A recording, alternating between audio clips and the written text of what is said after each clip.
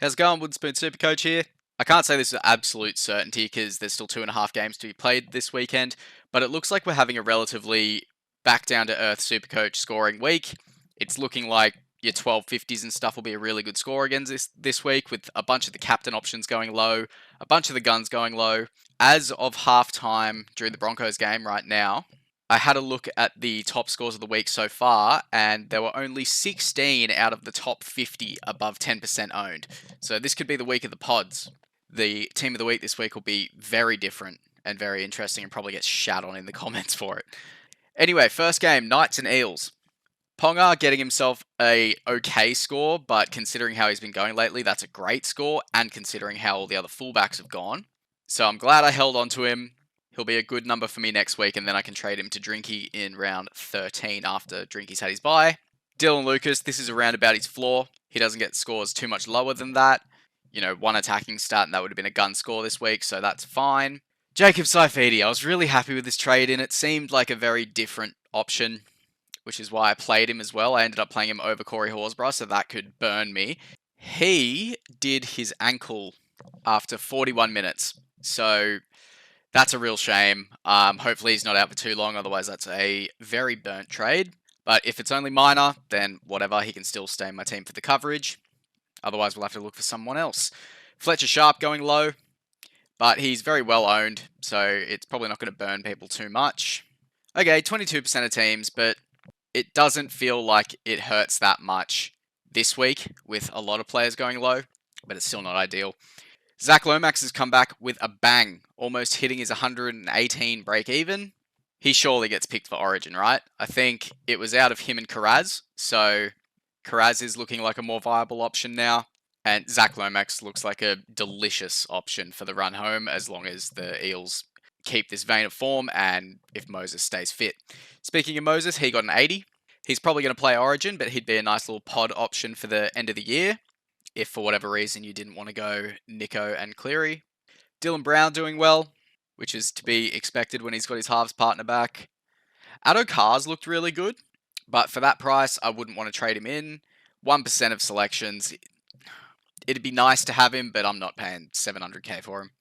Iongi with a 38. He's starting to become a little bit of an issue, but again, with all the fullbacks doing pretty lackluster this week, that doesn't hurt too much. I think that's all the relevance for that game. Bulldogs and Roosters. Nawaka Nitawasi with possibly the try of the season. There was commentary of it being try of the decade. I wouldn't go that far. It was ridiculous, and considering he's rookie-ish, it is pretty remarkable. But try of the decade, I don't know if I'd go that far. Tedesco with the 71. That's just fine in a losing Roosters team. That's one of the better fullback scores this week, if not the best. I think it might be the best. Connor Watson with a 63 is nice. What's his average? He's still sitting in 24% of teams. We'll go have a look at the coach's choice top 10% stats once we've gone through all the teams. Angus Crichton is starting to bottom out. He will play Origin, but I can see a world where he would be in the 500s for the run home. And when Sam Walker comes back, the Roosters could really turn it on, and Crichton could benefit from that. So I think he's one to start considering. Sandon Smith with a 54 is fine. Naff White with a 44 is okay. Billy Smith just wasn't getting much action, neither was Toya, although Toya did have a good game. And Havala with a 26. It's not ideal, but he's going to make us a shit ton of money and be good Origin cover, so that's worth it. For the Bulldogs, Burton doing pretty good. He's an interesting one for the Origin period, because I don't know, he may get a spot like on the bench or the reserves. He just hasn't been setting the world alight in a Supercoach sense. Yeah, his average is high 40s, maybe 50. I probably wouldn't have even mentioned him this week if he scored like a 40 or something, so move on from there. Bronson Sherry doing okay. Don't love it as an option. Karaz with a 56. He's going to touch 800k this week. That's fucked. I'm planning on getting him in on the back end of the Origin period. That could be very expensive for me. He'll have to perform pretty well to stay at 800, but I think he can do it. So I'll have to keep some money in the war chest to get him in. Connor Tracy with a 28. He's had a few pretty good games this year, but he does have a pretty concerning flaw. So this week was his third score in the 30s, 3 50s and 60s, and then 4 high ceiling games.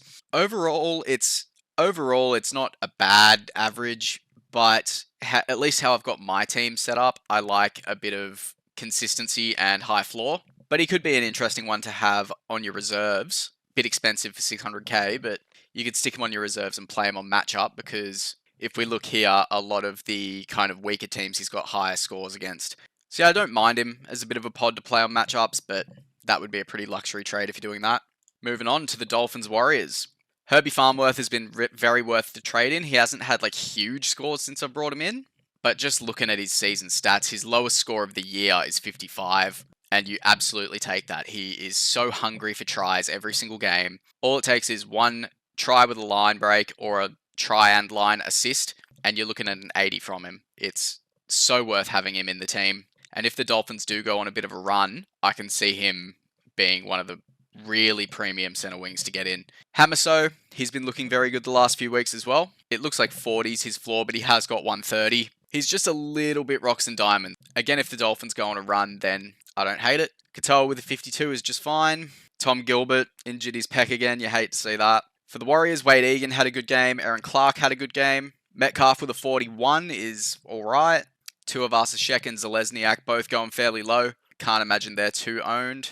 2% for RTS and 0% for Zalesniak. So Warriors relevance starting to fade a little bit, you'd think. Cowboys Manly. The first half of this game had me stressing the fuck out. We were beating ourselves. It looked like a repeat of last week, but then we came out in the second half and just cleaned all of it up. Really dominated with field position and just overpowered the Cowboys. It was amazing to see. I was right about Purdue's move to the halves. It has negatively affected him. 23 is pretty bad, especially against a Manly side that's been leaky as fuck for the past month. But when you make halves changes, the team is going to take a little bit to gel. So if you're a Purdue or a Drinkwater owner, I wouldn't stress. But Purdue is at a good price to sell. And if you have Purdue and don't have Derby, you've probably missed the boat. But I think Derby still has some money to make. And Purdue's probably going to start going down now. Drinkwater. He's touched 900k, and this score will help disrupt that cash gen and make it a bit easier for me to get him in round 13, which is nice. There's a Supercoach curse that I think no fullback has gotten 4 tons in a row, or it could even be no player has gotten 4 tons in a row. Maybe Payne Haas has done it this year, I don't know. But it looks like that curse got into Drinky's head. His 3-round average is still fucking crazy, so there's a good chance by round 13 I'm getting him in for a fucking million. Although in saying that, it could be time to move Derby on. If there's a cheap winger in the teams list next week, maybe we bring him in for Derby, free up even more money. That would give me like 800 or 900k in the bank, and that would really help get in Kiraz and Drinky. Not a whole lot more relevance here. We'll move over to Manly. Burbo had a fantastic game. I imagine he's 0% owned, 4%. The Stars just didn't align to get him in this year. Hopewadi with a good game. It was a reluctant trade out, but with just how Manly were looking, it was pretty bleak. And it looks like Turbo may not get picked for Origin. I'll hopefully get that in at the end of the video as well, because I'm pretty sure the Blues get announced this weekend, probably after the final game. So I'll make sure I give all the relevant information when it comes out. Olaquatu and Garrick, realistically 55 for Olaquatu is fine. If it was a 60, it would definitely be fine. It just looks a bit worse because it starts with a 5, but that's okay. He wasn't his normal barnstorming self this game, but the ball didn't go to him as much. Garrick with a 50 is fine. Jake Trbojevic with a fucking sickening head knock. It takes a pretty monstrous hit to leave him unconscious on the ground, so he was walking around though, he looks fine. This Navale guy looks the goods. If Hamoli was to get picked, maybe this guy would come in and cover for him. Could be an interesting cheapie option. And Turbo with a big fat 19 on his 100 break even. He's going to be under 600k next week. Turbo for 500 and something K is ridiculous. I don't want to pick him up yet, but I think it's going to be really, really pivotal to bring him in at the right time.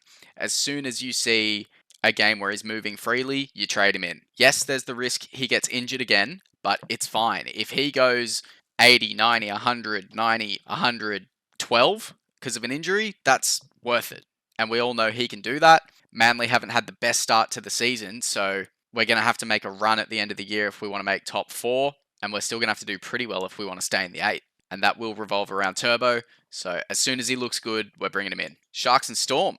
Fanua Blake is one of the higher owned guys who managed to get a ton this week, so if you've got him, well done. That's very good for you. Mulatalo is looking very involved, and at under 600k, I really don't mind him as a trade-in.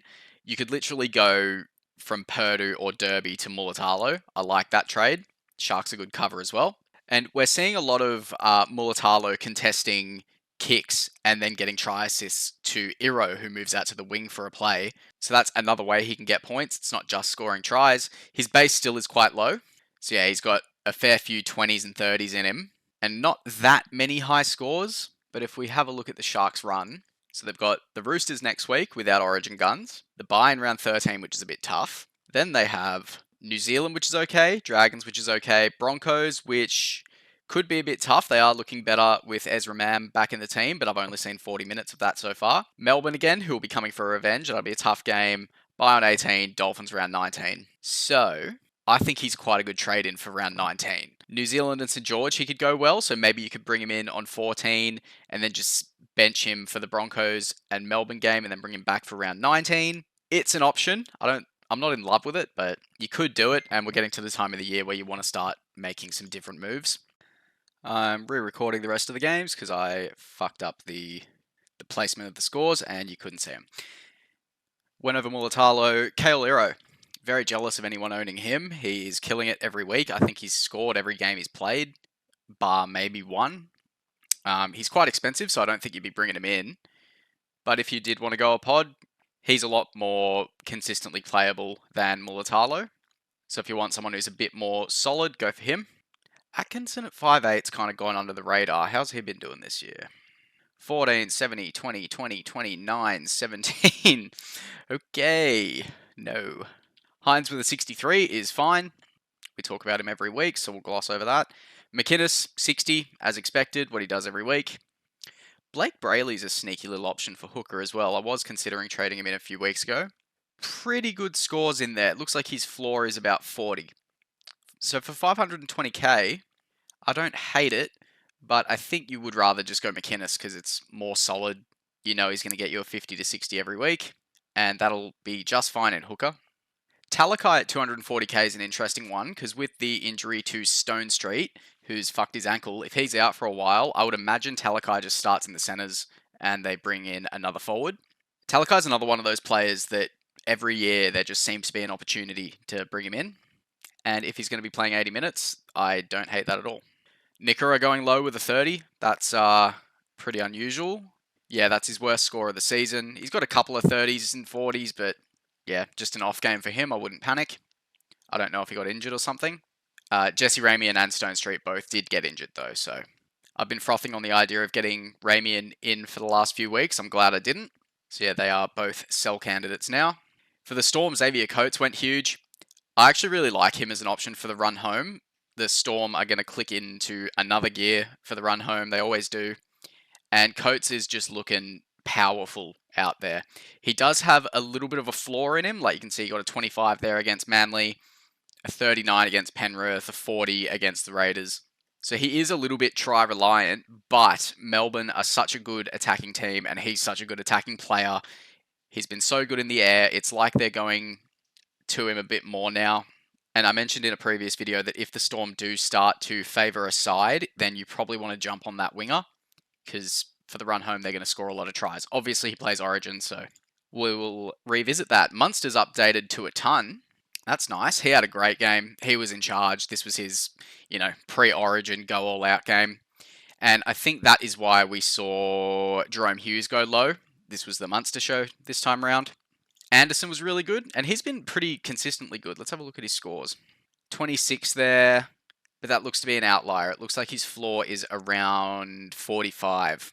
Not a whole lot of ceiling there. He went huge against Manly, but other than that, you're looking at a 40 or a 50, give or take, so not the most exciting option. Eli Katoa going just under his average. You're not too upset with that.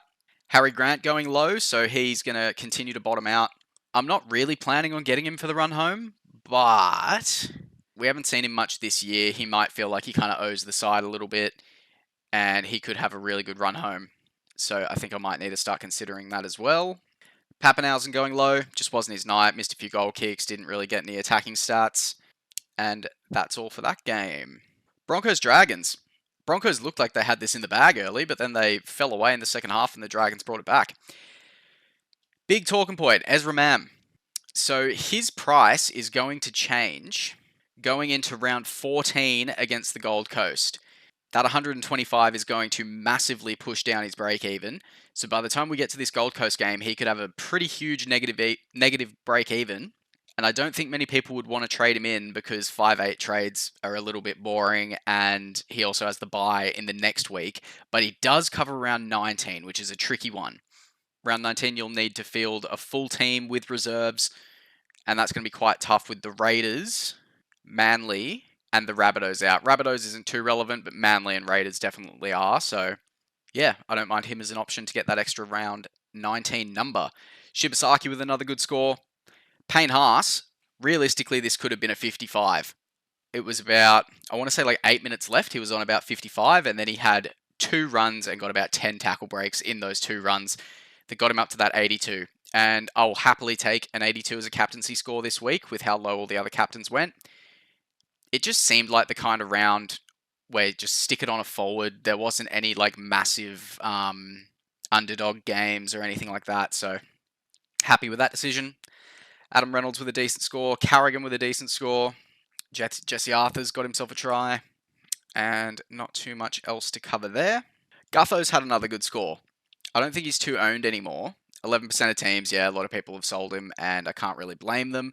It was looking pretty dire for him at halftime. I think he was on about 20 or 30, which isn't terrible at halftime. He's on track for a 50 or 60, but... And you know, now that I'm saying it, he's actually the highest scoring fullback this week. So if you did hold on to him, congrats. But he's still losing money, so I can't recommend holding on to him for too much longer. This Hamish Stewart guy... Sorry, I skipped a couple. Val Holmes had a good game. He's another target for the run home. He's playing really well. It's just a bit tough in the Dragons side. If we see the Dragons pop into some good form, I mean, they did just take out the Broncos, but the Broncos are a bit rocky at the moment. But if we see them genuinely making a finals push, then maybe we can look at Val Holmes, because they do have points in them, and he's the goal kicker. Damien Cook, he's just not getting the minutes, even though he had a good score this game. Hamish Stewart, this was one of my better trade-ins this year. He has been just plugging along nicely.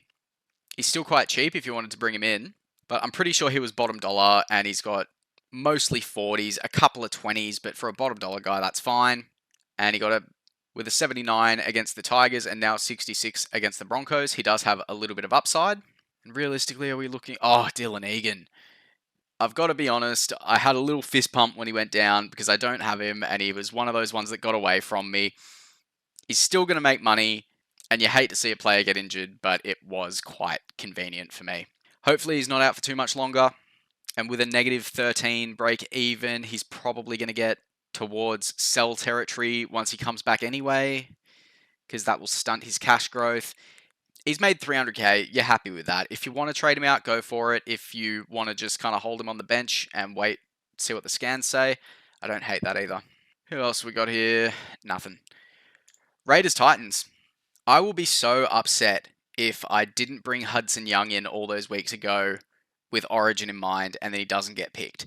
But surely he gets picked. He is the form second rower in the comp at the moment. And he's just a fucking try-scoring machine. How much is he? 116 break even. He's going to lose a little bit of cash. So it looks like he's peaked out in price there at about 780. And with how he's been playing, I would say that's unders. He's a fucking weapon of a player. Xavier Savage with a 122. 317k, there could be an argument to get him in. With how hot the Raiders are, they're not going to lose too many players to Origin. They're good Origin cover. They got New Zealand next week, Roosters. The Roosters who play on the Sunday, so good chance their Origin players will back up, so that's a little bit tough. Souths, which do have some leaky defence. West's, Newcastle, and St. George is a really nice period, so maybe you bring him in round 16. Only thing is then you're losing that round 19 number, but there's a world where that could work out, so I don't hate it. Timoko had a good game, few attacking stats. Fogarty I decided to not bring in and went for Savala instead because I need to fund a few trades coming up in the next couple of weeks.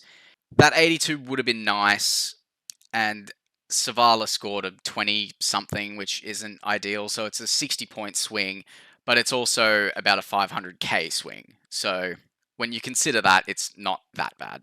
Morgan Smithies with an 80, bloody hell. That's a good score from him, but I don't think anyone's bringing him in. Tamale just chugging along like he does. I can't believe I didn't get him in my team at all this year. He was another one that got away. Zach Hosking. Hosking with another good score. 500k projected to go up by a little bit. And he does score a lot. All the signs are telling me it's a good trade in, but for some reason I don't want to. Maybe I feel like I've used too many trades on Raiders players so far, but if he's the right pick, I've got to not let that get in my way. Tarpany with a 64. That's about right. Horsburgh with a 63. I didn't play him this week just because of that whole concussion chat, and I really thought Saifidi was going to outscore him, which he might have if he didn't get injured, so got that one wrong. And for the Titans, Jojo Fafita and Mo Fotuaika both getting tries. Tino setting one up, so he gets a nice 81 there. Jaden Campbell with a 70, seems about right. Brimson with a 50, seems about right. Nothing too notable going on here. I think Khan Pereira may have got injured. I could be wrong, but I can recall seeing him on the ground struggling to get up at one point. And Jalen DeGroot with a 2. Glad I managed to get a couple of good scores out of him and then trade him out at the right time. Tigers Rabbitohs are just wrapping up now. Unless something happens in the final minute, it'll be 20-12. Appy Coruscant had an incredible game. He was just electric, setting up tries, scoring them. A little bit of a throwback to last year when he was in a lot of people's teams. Terrell May turned out to be the captain option for the forwards. So that's a 80-point swing between him and Haas. Ouch. If you captained him, well done. Realistically, who else are we looking at with the Tigers? They are slowly becoming less and less Supercoach relevant as they continue to lose games. For the Souths, Keon Kaloamatangi is looking like another premium front row option. He is a second row forward, but he is playing in the front row at the moment, which is why we're seeing him be a lot more involved and get a lot better Supercoach stats. It's been known for a while that if he's in the front row, he becomes a Supercoach option. But with the Souths, they do have decent Origin cover from round 13 through to round 18, but they miss 19, and they do play Canberra, the Bulldogs, and Melbourne back to back to back from round 14 to 16, so that's not super relevant for a forward. Like, he'll still get through his work, but yeah, I'm just not that keen on it. Ewan Aitken, we could be starting to see him becoming an option, and Supercoach has just frozen on me. There we go. He's not going to get scores like this every week, but he does have a try in him. Same argument for Kaloamatangi, though. The Origin cover isn't great, so probably not going to go there. Jairo with a late try at the end to get him up to 85. Campbell Graham with a 45. He was massive this game in defense.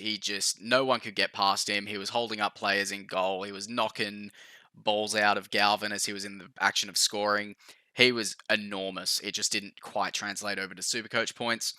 I think if the Rabbitohs start going a bit hot, we could see him as a run-home player as well. Hubner with a 39 if you've still got him. That's about what we expect from him. Latrell Mitchell with a 35. A couple of things could have changed to get him up to a 70. He was very involved. He looked good. He looked confident. But I just don't see him being an option unless the Rabbitohs really pick it up.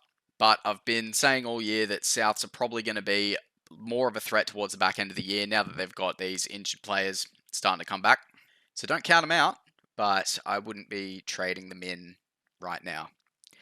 So that's all the games. As for par, I have scored myself a 1201 pre-updates, and I think that's about par, 1200. We're back to a normal sort of scoring week. The last 2 weeks were outliers with those massive scores everywhere. 1200's par, 1100 is not a great week. You probably see some red arrows, and 1300 is very good. With a lot of the high-owned players in the top 1%, top 10% going low, I think we'll see the lead of the top 1% start to slow down, and this gives an opportunity for everyone else who doesn't have those super high-owned players to catch up. For example, I don't have Dylan Egan. There's a lot of teams that would have had a 2 in there. It would have dropped out, but it's still not ideal. So I've caught up there as long as anyone else who didn't have him.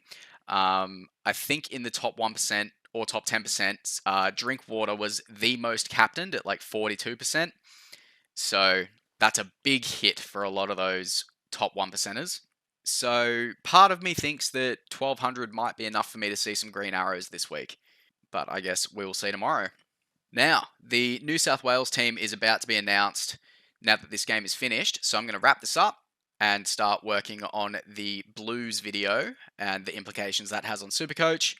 And we'll do the prize pool and stuff on the teams list video next week. There was a few wins on there. I think it's like in between 10 and 20 bucks, so prize money's still going up nicely. And I'll see you for the Origin teams list announcement. I can't believe we're at that time of the year already.